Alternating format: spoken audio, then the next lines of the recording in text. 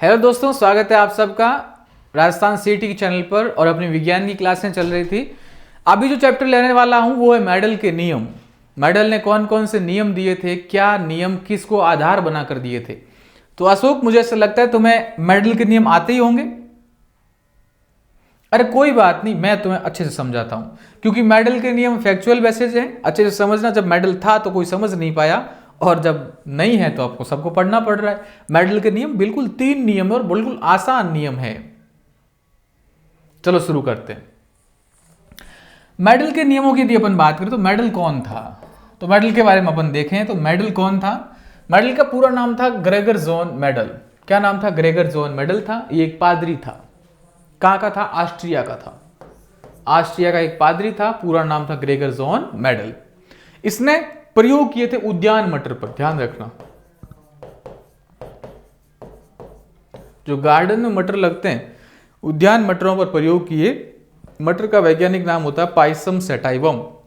Exam में भी आता है पाइसम सैटाइवम। उसका क्या कारण है भैया, आपने मटर के पौधे को ही क्यों लिया?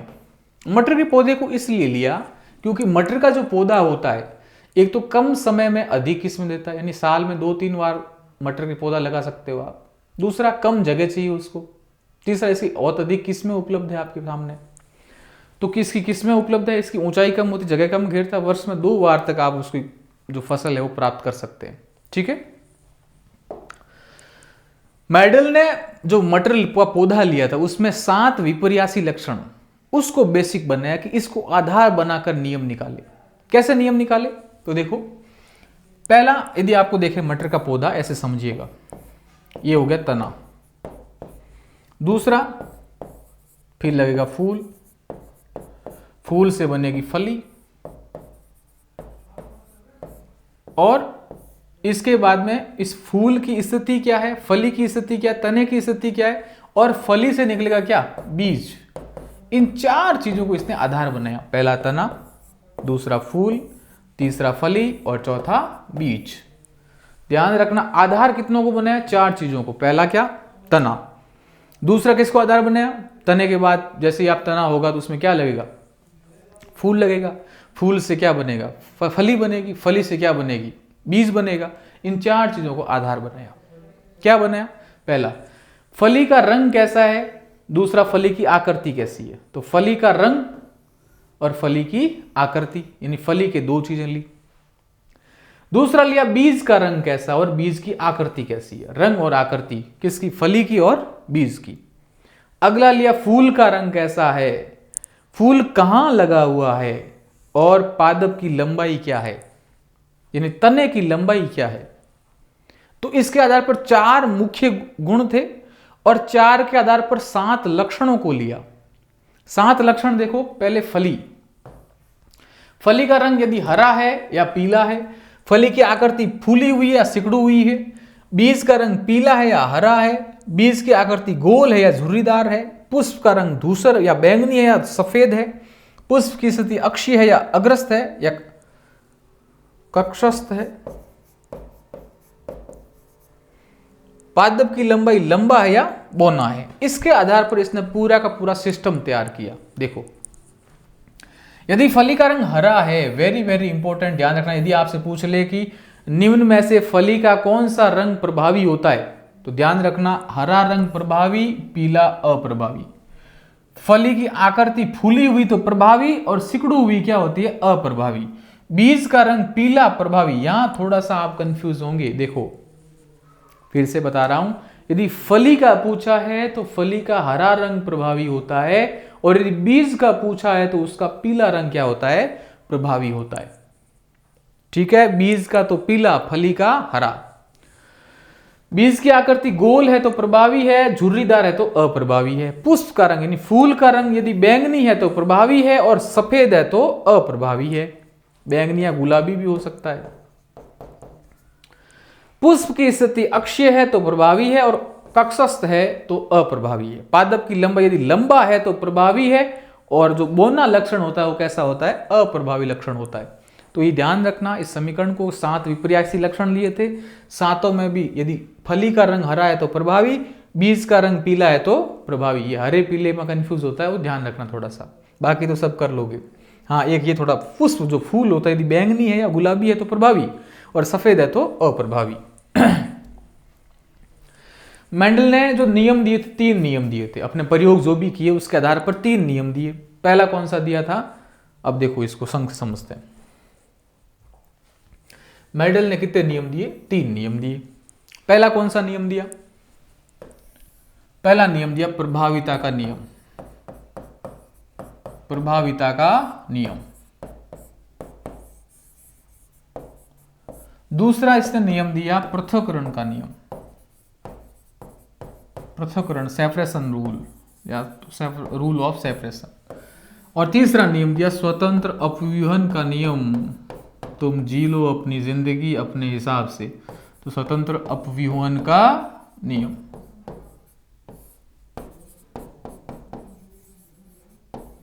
ठीक है जी, तो मेंडल ने 3 नियम दिए। अब एग्जाम में प्रश्न पहला ये बनता है कि जो प्रभाविता का नियम दिया वो कौन से संकरण के आधार पर दिया, तो ध्यान रखना एक संकर संकरण पर, एक संकर संकरण पर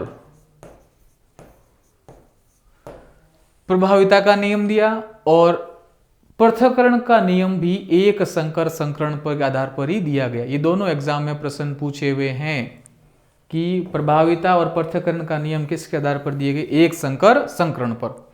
दूसरा है स्वतंत्र अपव्यूहन का नियम, यह दिया था द्विसंकर संकरण पर, द्विसंकर संकरण पर। ठीक है जी, तो ये थोड़ा सा ध्यान रखना आप लोग।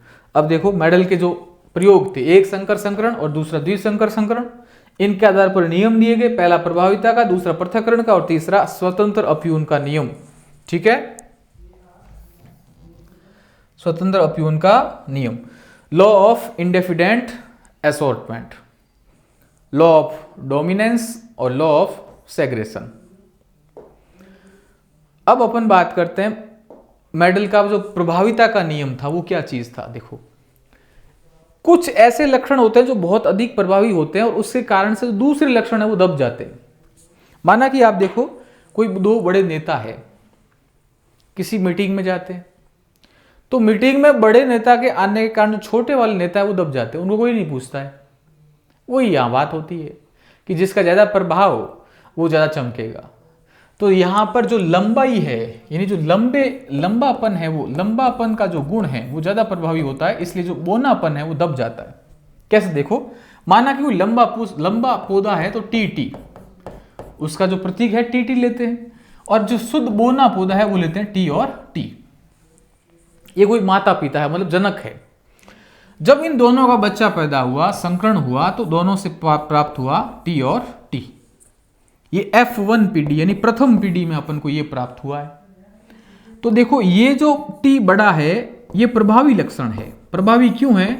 क्योंकि इसके प्रभाव के कारण ही लंबा पौधा दिखा अपन को, जबकि इसके साथ में बोनापन भी है, जबकि वो अपन को दिखा ही नहीं। तो पहला नियम है प्रभाविता का नियम, वो लक्षण ज्यादा प्रभावी होंगे जो वाकई में प्रभावी होते हैं, और जिसके कारण अप्रभावी लक्षण दब जाते हैं। तो इस लंबापन क्या होता है, मटर के पौधों में ज्यादा प्रभावी होता है। इस कारण से प्रथम पीढ़ी में अपन को सब पौधे लंबे दिखाई दिए। ठीक है, तो ये F1 पीढ़ी में ये दिखे। तो पहला नियम बना क्या, प्रभाविता का नियम, जो ज्यादा प्रभावी वो अपने लक्षण दिखाएगा। दूसरा नियम आएगा पृथक्करण का नियम, दूसरा नियम आएगा पृथक्करण का नियम,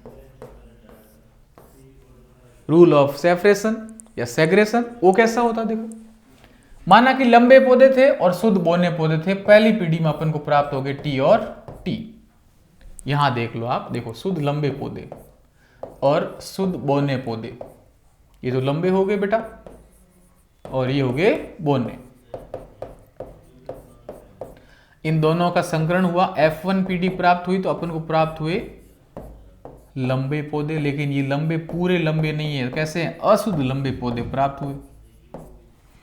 अब इस अशुद्ध लंबों में अब दूसरी पीढ़ी प्राप्त करनी होगी, तो कैसे कराएंगे, इन दोनों के मध्य संकरण होगा। 2 पौधे लिए दोनों ऐसे कैसे। अब देखो, अब इन लक्षणों का पृथक्करण हो जाएगा। पहली पीढ़ी में तो नहीं हुआ, दूसरी पीढ़ी को जब वापस संकरण करवाया तो इस पीढ़ी में लक्षणों का पृथक्करण हो जाएगा, यानी बोना का बोना और लंबे का लंबा हो जाएगा। कैसे देखो, जब इस टी ने इस टी से संकरण किया तो बन गया शुद्ध लंबा पौधा। इस टी ने इस टी से संकरण किया तो बन गया, ये भी लंबा है लेकिन अशुद्ध लंबा है। इस टी ने इस टी से संकरण किया तो बन गया टी और टी, लेकिन ये भी कैसा, अशुद्ध लंबा है। और इस टी ने इस टी से किया तो कैसा बन गया, शुद्ध बोना। यानी पहले क्या था, जो बोना था इस लंबे के कारण दब गया, लेकिन जब अगली पीढ़ी पैदा हुई, दूसरी पीढ़ी पैदा हुई, उस दूसरी पीढ़ी पैदा होने के कारण अपने अपने लक्षण पृथक हो गए। इसे ही बोलते हैं पृथक्करण का नियम। यानी F2 पीढ़ी में अपने लक्षणों का पृथक्करण हो गया, यह कहलाते हैं पृथक्करण का नियम। देखो, यही बातें हैं जो मैंने यहां लिखी है। उसके बाद में जब ये मादा युग्मक और नर युग्मकों का संकरण करवाया तो पहली पीढ़ी में लंबे लंबे लंबे और बोने पौधे प्राप्त हुए। यानी अब देखो, मैंने आपको बताया था फिनोटाइप और जीनोटाइप, 2 प्रकार की चीजें बताई मैंने आपको। एक तो बताई फिनोटाइप, फिनोटाइप आप कहोगे सर क्या है, फिनोटाइप का मतलब होता है लक्षण प्ररूप। लक्षण प्ररूप यानी आपको कैसे पौधे दिख रहे हैं, तो लक्षण प्ररूप आया 3:1, 3 पौधे लंबे 1 2 3 और 1 पौधा बोना, यानी 3 लंबे और 1 बोना, 3:1। लेकिन जीनोटाइप, जीनोटाइप का मतलब जीन प्ररूप। जीन का कैसा कैसा प्ररूप है, तो जीन प्ररूप अलग अलग है। देखो, एक ये अलग, इन दोनों का सेम, और एक ये अलग। तो एक अलग, फिर 2 अलग, फिर 1 अलग, क्योंकि एक शुद्ध बोना है। देखो, ये एक शुद्ध लंबा है तो अपन ने लिख दिया 1, यहां 2 अशुद्ध लंबे हैं तो अपन ने 2 लिख दिया, और यहां एक शुद्ध बोना है तो यहां अपन ने 1 लिख दिया। तो जीनोटाइप होता है 1:2:1, यानी 1:2:1, जबकि फिनोटाइप लक्षण प्ररूप होता 3:1। तो ये दूसरा नियम हुआ पृथक्करण का नियम। और तीसरा नियम है स्वतंत्र अपव्यूहन का नियम। अब ये बहुत बड़ा पेचीदा नियम है, देखो कैसे। अगला नियम है स्वतंत्र अपव्यूहन का नियम।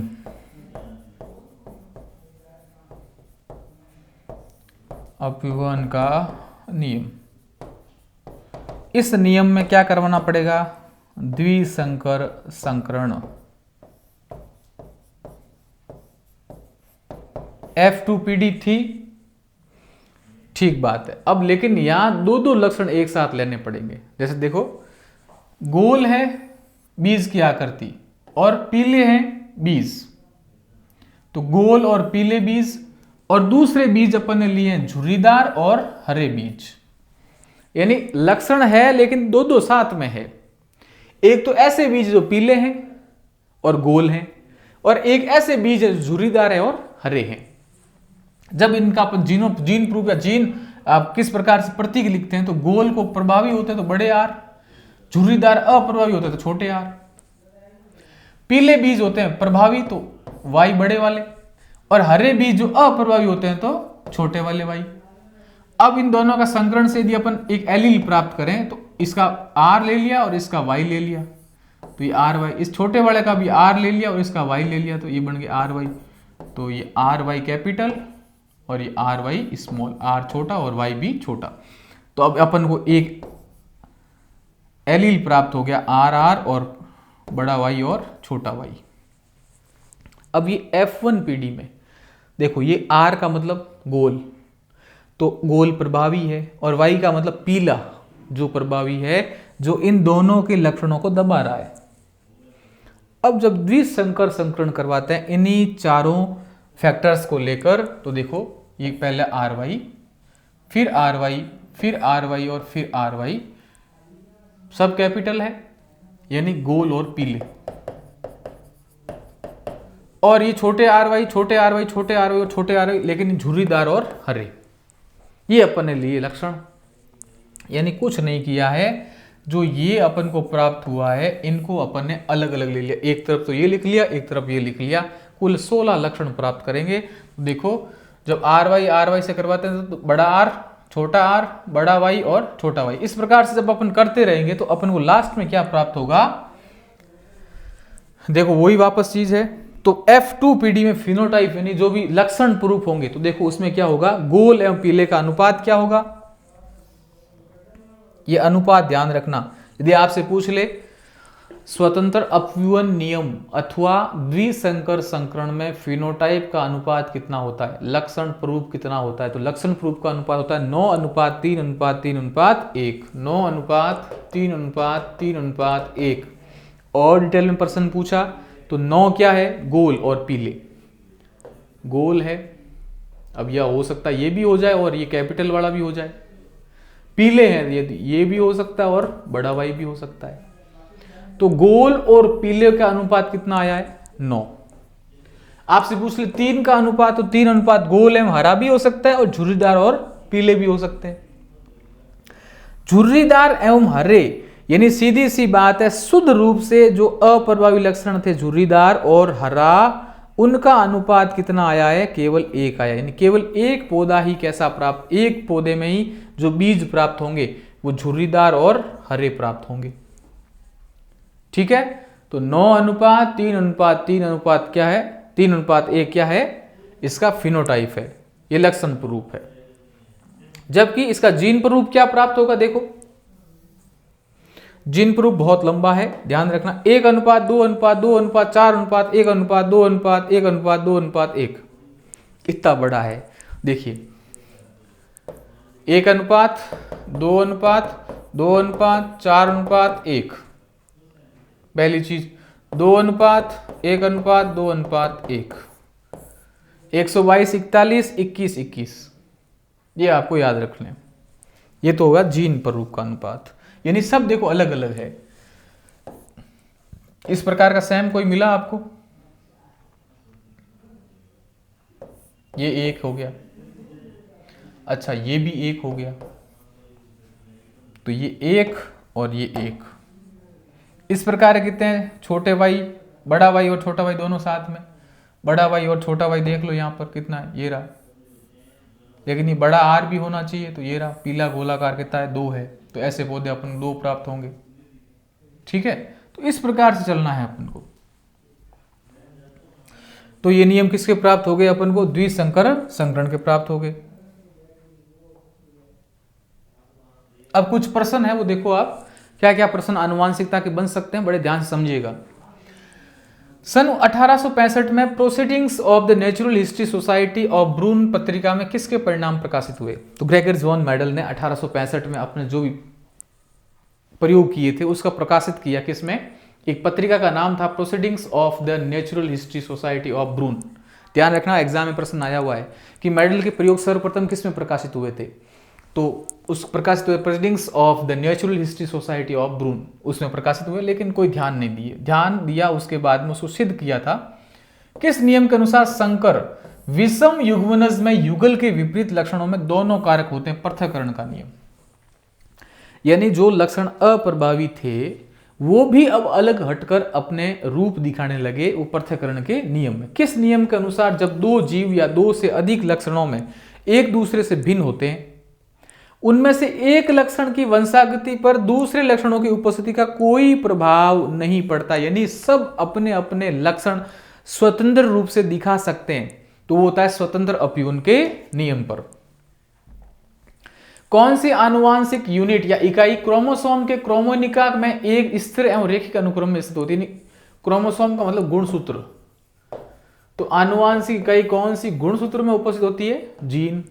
केंद्रक में पाए जाने वाले कारक डीएनए एवं आरएनए क्या कहलाते हैं, न्यूक्लिक एसिड, डीएनए और आरएनए दोनों क्या कहलाते हैं, न्यूक्लिक अम्ल कहलाते हैं। 1953 में डीएनए का डबल हेलिक्स मॉडल यानी द्विसूत्री मॉडल किसने बताया, वाटसन और क्रिक ने बताया। वाटसन और क्रिक को नोबेल पुरस्कार कब मिला था, 1962 में। क्यों मिला था, डीएनए के डबल हेलिक्स मॉडल के कारण।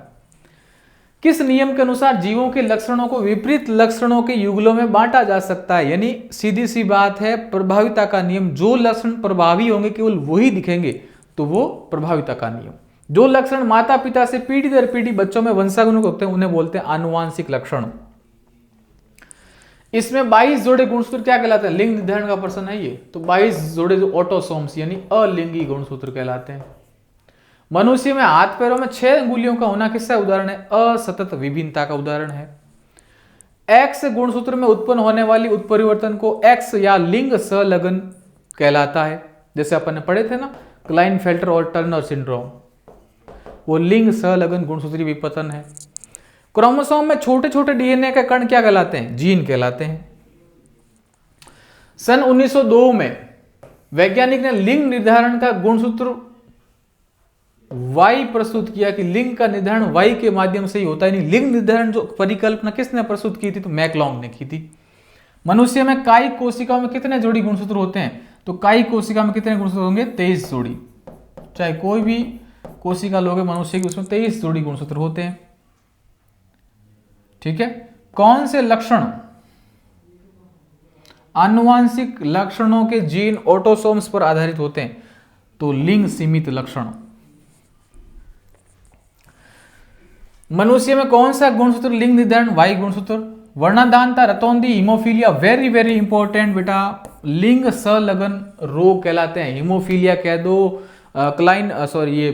रक्लाइन फेल्टर कह दो, टर्नर कह दो, रतौंधी कह दो, हीमोफीलिया कह दो, कलर ब्लाइंडनेस कह दो, सारे सारे लिंग संलग्न रोग है।